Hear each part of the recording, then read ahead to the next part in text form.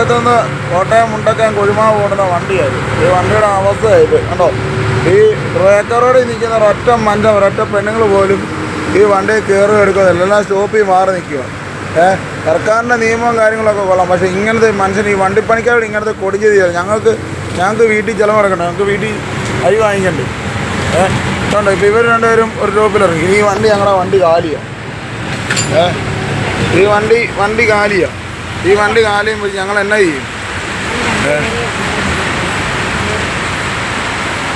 ഇത് സർക്കാരിൻ്റെ വലിയ ചതിയായിപ്പോയി. ഈ ഞങ്ങൾ തന്നെ കൂട്ടത്തിൽ വന്ന് വോട്ടും ചോദിച്ചിട്ട് ഈ പറയുന്ന ജയിച്ച സ്ഥാനാർത്ഥികളോ അല്ല മന്ത്രിമാരായാലോ MLA-മാരായാലും ആരും ഈ വീടുകൾ കയറാനൊന്നുമില്ലായിരുന്നു, എല്ലാം ഞങ്ങളെ ഉണ്ടായിരുന്നുള്ളൂ. എന്നിട്ട് നമ്മൾ ഈ പട്ടി കളയുന്നവരെ കിടന്ന് അലഞ്ഞിട്ട് ഇപ്പോൾ ഈ വണ്ടി ഈ വണ്ടി എന്നല്ല എല്ലാ വണ്ടിയുടെ അവസ്ഥ ഇതൊക്കെ തന്നെ കണ്ടോ. ഇപ്പോൾ ഇത് ടോപ്പ് കയറുന്നു പൊക്കോണ്ടിരിക്കുക മെയിൻ റോഡ് KK റോഡ് പോയി വണ്ടി പോകുന്ന വണ്ടിയായത്. ഈ വണ്ടിയുടെ അവസ്ഥയായത്. ഇതിന് ഞങ്ങൾ എന്നാ ചെയ്യേണ്ടത്? ഞങ്ങളിനി എന്നാ കെട്ടിത്തൂങ്ങി ചാകണം. ഈ വണ്ടിപ്പണിക്കാരെല്ലാം കൂടെ കൂടി ചാകണം.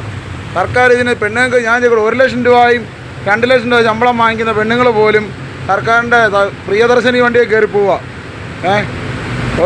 60 വയസ്സിന് മേലോട്ടുള്ളവർക്ക് ഒരു സൗജന്യയാത്രയും 1 തൊട്ട് 10ാം ക്ലാസ് വരെയുള്ള പിള്ളേർക്ക് സൗജന്യയാത്ര വെക്കുകയാണെങ്കിൽ ഏറ്റവും നല്ലതായിരുന്നു. ഇതൊന്നുമില്ലാതെ ഇങ്ങനൊരു വെറും തെണ്ടിത്തരം ഇങ്ങനെ കാണിക്കുന്നു. വെറും തെണ്ടിത്തരം. മുതലാളിമാരെ സംരക്ഷിക്കാനോ അല്ലെങ്കിൽ മറ്റുള്ളവരെ സംരക്ഷിക്കാൻ വേണ്ടിയല്ല. ഇത് എന്തുകൊണ്ട് എന്നാ പ്രയോജനം? ആർക്കെന്നാ ഒരു ഒരു ഒരു ഒരു ജോലി മേഖല ഒരു ജോലി മേഖല നിങ്ങളെല്ലാവരും കൂടെ നഷ്ടപ്പെടുത്തിയേക്കുന്നത്. ഞങ്ങളിനി എന്നാ ചെയ്യണം? ഞങ്ങൾക്കെല്ലാം വീട്ടിൽ പ്രാരാബ്ദങ്ങളുള്ളവരാ. എല്ലാവർക്കും വീട്ടിൽ പ്രാരാബ്ദങ്ങളുള്ളവരാ. എല്ലാവരും ഈ പ്രാരാബ്ദങ്ങളും വെച്ച് ചിട്ടിയും പെട്ട് കടവുണ്ട്, കടക്കണിയുണ്ട്, ഇതെല്ലാം ഉള്ള ഞങ്ങൾ. വീട്ടുകാർക്ക് രോഗങ്ങളും ദുഃഖങ്ങളായിട്ടിരിക്കുന്ന അവരുമുണ്ട്.